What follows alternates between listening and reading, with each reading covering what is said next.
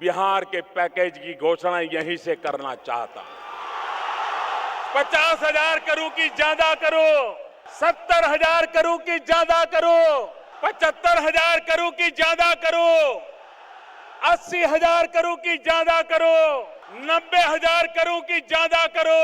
दिल्ली सरकार 1.25 लाख करोड़ रुपए का पैकेज देगी। क्या आपको याद है 18 अगस्त 2015 की वो तारीख जब प्रधानमंत्री मोदी ने बिहार के लिए 1,25,000 करोड़ के मेगा आर्थिक पैकेज का ऐलान किया था। सड़कें बननी थी, रेलवे को नई रफ्तार मिलनी थी, हवाई अड्डे चमकने वाले थे, लेकिन हुआ क्या?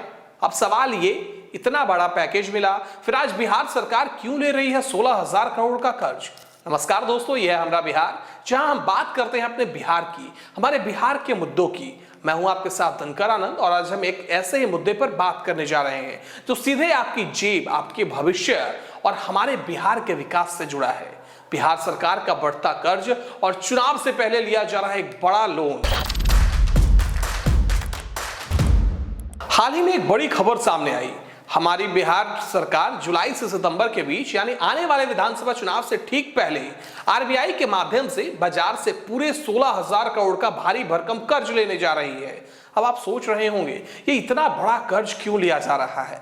सरकार का कहना है कि इस पैसे का इस्तेमाल महत्वपूर्ण कल्याणकारी योजनाओं और नए रोजगार के अवसर पैदा करने के लिए किया जाएगा। सुनने में तो अच्छा लगता है ना, लेकिन क्या ये सचमुच सिर्फ जनहित में है? विपक्ष तो सीधे सीधे चुनावी हथकंडा बता रहा है, यानी वोटरों को लुभाने का एक तरीका। और याद है 2015 में प्रधानमंत्री नरेंद्र मोदी ने बिहार के लिए 1,25,000 करोड़ के विशेष पैकेज की घोषणा की थी। उस पैकेज का क्या हुआ? क्या वो पैसा पूरी तरह इस्तेमाल हुआ? ये सवाल भी आज तक कायम है। क्यों ले रही है सरकार ये बड़ा कर्ज? अंदर की बात अब आपको बताते हैं। अब बात करते हैं 16,000 करोड़ के कर्ज के विस्तार से। सरकार ने कहा है कि इसका मकसद कल्याणकारी और विकास योजनाओं को पूरा करना है। राज्यों के लिए बाजार से कर्ज लेना आम बात है, जिसे स्टेट डेवलपमेंट लोन कहते हैं, और आरबीआई इसका प्रबंधन करता है। लेकिन यहाँ सबसे जरूरी है समय। ये कर्ज विधानसभा चुनावों से ठीक पहले लिया जा रहा है और इसी समय कई बड़ी कल्याणकारी योजनाएं भी लाई जा रही है। इससे सीधा संदेश जाता है कि एक सोची समझी राजनीतिक रणनीति है। सरकारें अक्सर चुनाव से पहले अपनी लोकप्रियता बढ़ाने के लिए जनता पर खर्च बढ़ाती है। चलिए अब उन बड़ी योजनाओं पर एक नजर डालते हैं जिनके लिए कर्ज लिया जा रहा है। सामाजिक सुरक्षा पेंशन में बड़ी बढ़ोतरी की गई है। बुजुर्गों, विकलांगों और विधवा महिलाओं की मासिक पेंशन 400 से बढ़ाकर 1,100 रुपए की गई है।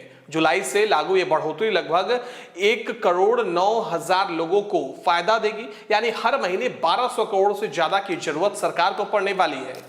पंचायत और जीविका कार्यकर्ताओं का वेतन भी बढ़ाया गया है, जिसमें मुखिया, जिला परिषद अध्यक्ष, उपाध्यक्ष और वार्ड सदस्यों के भत्तों में अच्छी खासी वृद्धि की गई है। साथ ही जीविका कार्यकर्ताओं का वेतन भी दोगुना कर दिया गया है। बात कर लेते हैं गरीब परिवारों की। गरीब परिवारों को 2 लाख की सहायता। जनवरी 2024 में एक बहुत बड़ी योजना को मंजूरी मिली। 94 लाख गरीब परिवारों को स्वरोजगार के लिए 2 लाख की वित्तीय सहायता। इसका कुल खर्च 1.88 लाख करोड़ हो सकता है। दोस्तों, 16,000 करोड़ का कर्ज इस बड़ी राशि के आगे बहुत छोटा है। एक अर्थशास्त्री ने तो यहां तक कहा है कि इतनी बड़ी लागत बजट में समायोजित तो नहीं की जा सकती और इसे चरणबद्ध तरीके से लागू करना होगा। क्या इतनी बड़ी योजना के लिए पर्याप्त फंडिंग होगी? ये एक गंभीर चिंता का विषय है। नई नौकरी की घोषणाएं। बिहार होमगार्ड और राष्ट्रीय स्वास्थ्य मिशन के तहत भी नई भर्तियां हो रही है। बेशक ये अच्छी खबर है, लेकिन इन सब पर भी तो खर्च होगा।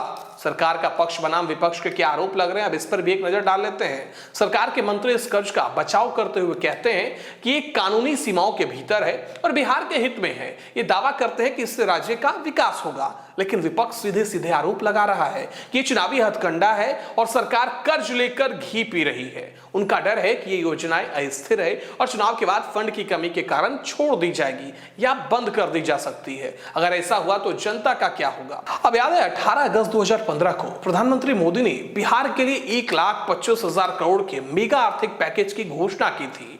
ये सड़कों, पेट्रोलियम, बिजली, ग्रामीण सड़कों, रेलवे, हवाई अड्डों और शिक्षा जैसे कई क्षेत्रों के लिए था, लेकिन इसका उपयोग हमेशा बहस का विषय रहा है। अक्टूबर 2020 में कांग्रेस ने दावा किया कि इस पैकेज में से सिर्फ 1559 करोड़ का काम पूरा हुआ था, जबकि अप्रैल 2022 तक वित्त मंत्रालय ने कहा कि अविष्ट देनदारियों के लिए 11,284 करोड़ जारी किए गए थे। यह राशि भी कुल पैकेज का एक छोटा सा हिस्सा है। तो सवाल यह है कि जब इतना बड़ा पैकेज मिला था तो हमारी सरकार को फिर इतना बड़ा कर्ज क्यों लेना पड़ रहा है? क्या वो पैसा पूरी तरह इस्तेमाल नहीं हुआ? क्या घोषणाएं सिर्फ चुनाव के लिए थी? ये सवाल हमें खुद से पूछने होंगे। नमस्कार।